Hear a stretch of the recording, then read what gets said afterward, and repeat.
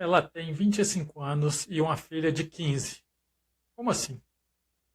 Eu tenho 25 anos e uma filha de 15 anos. Mas vamos lá, que eu vou explicar pra vocês o porquê que eu tenho 25 e uma filha de 15. Eu venho de uma família bem pobre. Os meus pais sempre tiveram que batalhar muito pra nos proporcionar o básico, sabe? E assim, desde os meus 12 anos de idade, eu acompanhava minha mãe na casa da família que ela trabalhava. E nessa idade, eu já era responsável por cuidar da filha do casal, né? Os donos da casa.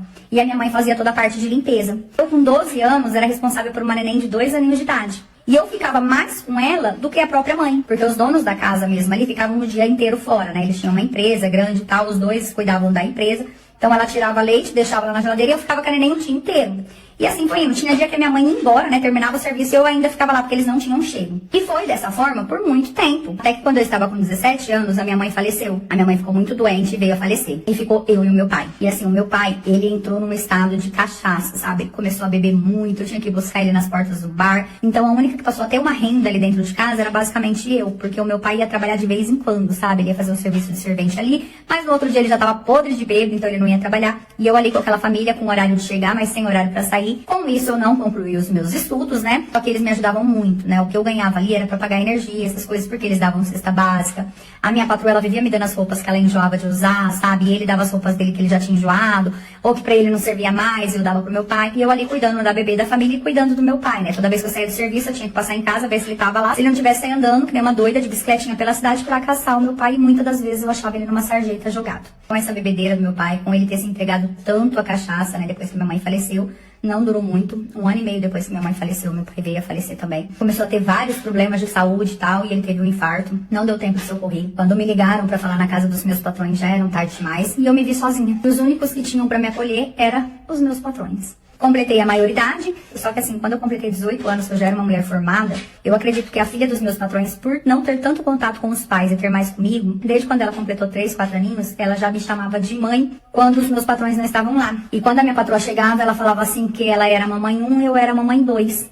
E a minha patroa nunca achou ruim disso, nunca implicou e eu também não tirava isso dela. Então, assim, ela foi crescendo comigo sendo a segunda mãe dela. Então, não me via longe daquela família. Quando meu pai faleceu, eles também separaram um quartinho lá dentro da casa pra mim. Então, aquela casinha, assim, por mais que pagasse pouco nela, eu me livrei daquele débito, né? E passei a morar na casa dos meus patrões, mas na realidade eles fizeram isso porque a filha já estava crescida, tudo, precisaria ficar mais de olho e tal, então eu tinha ali o tempo inteiro. E nessa época, minha patroa também falou pra mim que ela iria pagar os estudos online pra mim. Aquilo me deixou muito feliz. Nisso ela me disponibilizou um notebook, eu comecei a estudar na casa dela quando a filha dela estava na escola. Assim foi se seguindo. Só que o que eu não sabia, porque realmente eu não sabia, sabe? Os dois nunca deixou transparecer. É que a relação do meu patrão com a minha patroa não tava legal. Nunca presenciei numa briga deles.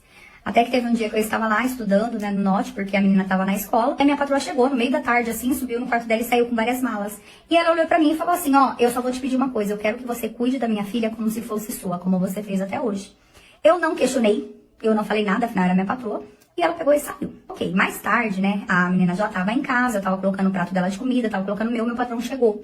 Nisso eu olhei pra ele e falei, fulano, posso colocar comida pra você, né? Ele falou, não, não precisa. E foi pro escritório dele que tinha lá na casa. E lá ele ficou, ó, até tarde da noite. Aí eu pus a filha dele pra dormir e ele me chamou no escritório e explicou, né? Dizia ele que ela foi embora pra outro país, que surgiu uma oportunidade, que ela conheceu outra pessoa, decidiu ir embora e abandonou ele e a filha. Eu fiquei assim de cara. E ao mesmo tempo que eu fiquei de cara, eu fiquei com dó daquele homem, sabe? Porque o meu patrão, ele era um homem muito bonito.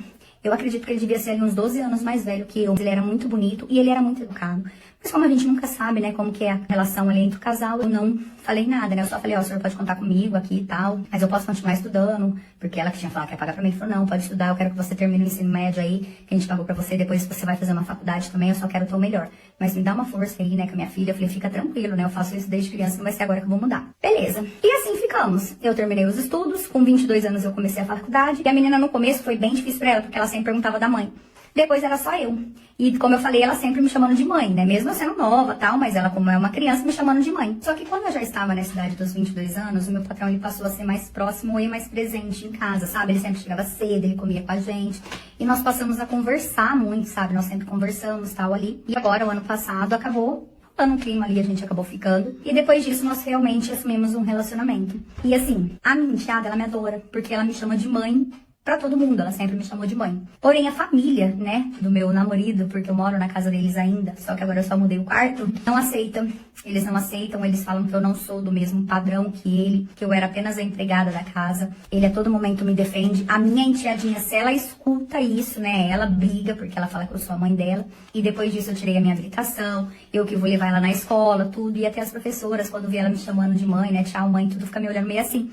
Porque, de fato, eu tenho 25 anos e ela 15. Só que como ela cresceu comigo, né, desde os 2 aninhos de idade, eu era uma molecona, né, era minha boneca verdadeira ali, eu tenho um amor de mãe por ela. Nós não tivemos mais notícias da mãe dela. A mãe dela não liga nem pra perguntar como tá a filha. Então eu acredito que Deus preparou, assim, tudo nos mínimos detalhes. Eu sinto muita falta da minha mãe, eu sinto muita falta do meu pai. Eu gostaria muito que eles estivessem vivos agora nesse momento, pra eu poder proporcionar pra eles algo melhor. Mas infelizmente eles não estão mais aqui. Mas eu recebo muitos julgamentos por conta disso, né? Tem pessoas que falam que eu que fui pra cima dele, que eu quis virar a patroa, mas não, sabe? Aconteceu. Eu estive ali quando ele passou esse baque, e sim, eu com 25 anos, tenho a minha filha de 15 anos que enche a boca na escola, em todo lugar, pra falar que eu sou a mãe.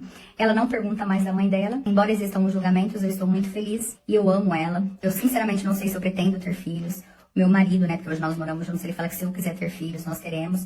Eu tomo injeção, tudo. Mas, como eu já criei ela desde a minha adolescência, eu por enquanto não tenho essa vontade, né? Se um dia eu tiver, eu tenho certeza que ele vai estar super aberto a isso. E é isso. E eu tô muito feliz, né? Eu acredito que Deus faz tudo certinho. O que aconteceu? Eu sou feliz, eu tenho uma filha. E essa é a minha história. E aí, pessoal, o que acharam da história dela?